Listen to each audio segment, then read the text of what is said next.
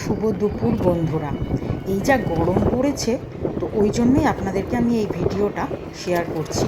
কারণ এই গরমে যতটা সম্ভব আপনারা বাইরে কম বেরোন।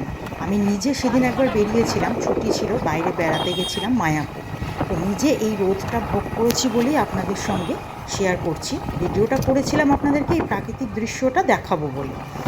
ধান ক্ষেত, ভুট্টার ক্ষেত, কিন্তু তারপরে সেদিন যা রোদ ভোগ করেছি, তাই ভাবলাম আপনাদেরকেও একটু সাবধান করে দিই।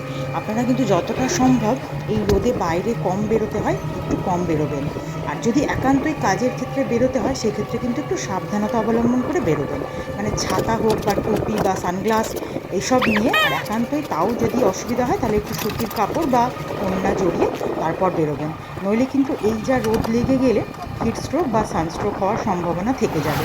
তো তাই বলছি বন্ধুরা, খুব সাবধান থাকবেন আর প্রচুর পরিমাণে জল খাবেন।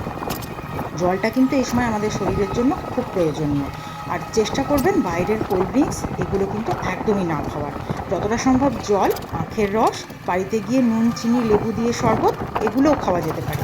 তবে কিন্তু বাইরের কোল্ড ড্রিঙ্কস একদম খাবেন না।